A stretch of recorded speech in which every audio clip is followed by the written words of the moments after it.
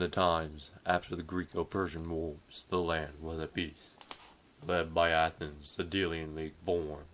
Contrarily, the Peloponnesian League rose by the Spartans. At first, the two powerful city-states were in alliance, but that ended in 465 BC.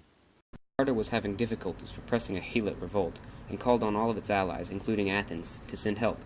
4,000 Athenian warriors were sent, but were the only ones turned away by the Spartan army.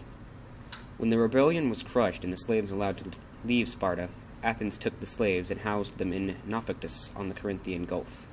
459 BC, Athens takes advantage of a war between its two neighbors, Spartan allies, Megara and Corinth. Athens forms an alliance with Megara, giving the already powerful city-state a strong foothold on the isthmus of Corinth. Soon after, the First Peloponnesian War, named the Archidamian War after a leader of Sparta, Archidamus II, begins, fought between Athens, Megara, Boeotia, and other allies, against Sparta, Corinth, Aegina, and many others.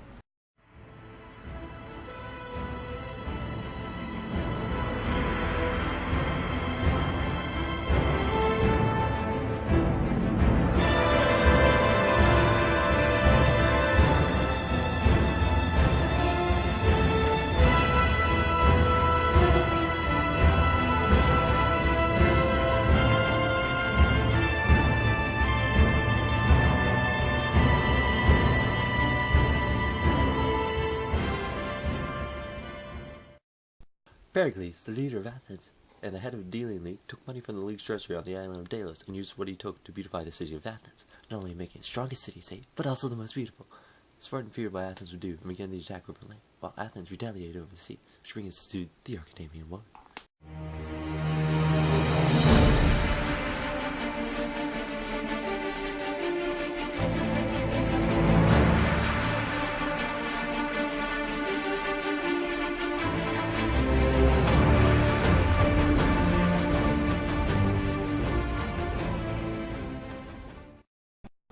In 431 BC, the strained peace between Sparta and Athens turned to war. Both sides believed, in their own way, that they had the strategy to win the war. Pericles, leader of Athens, ordered that all non-fighting Athenians were to remain behind the wall around the city, while their navy kept them well supplied between small battles. Spartans, on the other hand, attacked overland and tried to take over the city-state. Pericles commanded the Athenians to stay even when Sparta began to invade Attica. In the second year of the war, plague broke out in the crowded city, killing over one-third of the population. Pericles himself died, but the Athenians fought on for many more years until the Spartans completely invaded Attica and the Athenians begged for peace.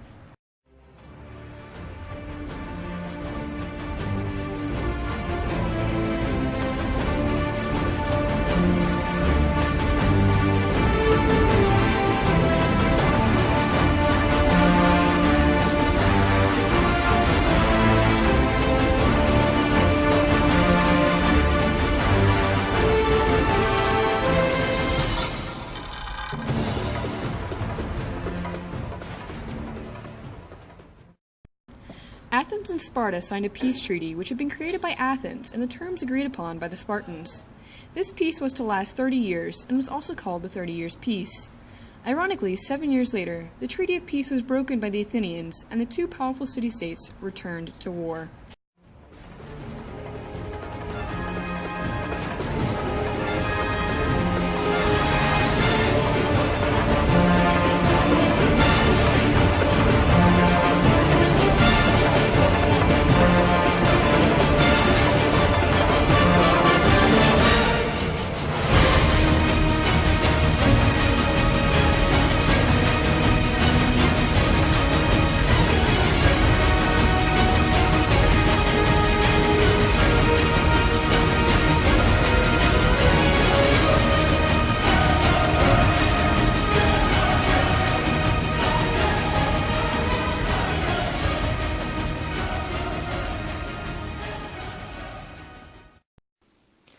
The second battle lasted 10 years and was quite brutal. The Athenians continued to attack Sparta by sea while the Spartans relentlessly pounded the city of Athens. Both sides suffered heavy losses, but it was Athens who suffered the most. Their entire naval fleet was destroyed, and their wall torn down. There were hardly any surviving warriors from the Athenian side. Years before these battles, though, Sparta and Persia fought many battles, including the Battle of Thermopylae. However, in the second battle of the Peloponnesian Wars, Sparta actually received help from the Persians to defeat the Athenian army. At the end of the war, the city that was once beautiful was now a total wreck. Sparta became the most powerful city-state, and then ruled Greece for many more years.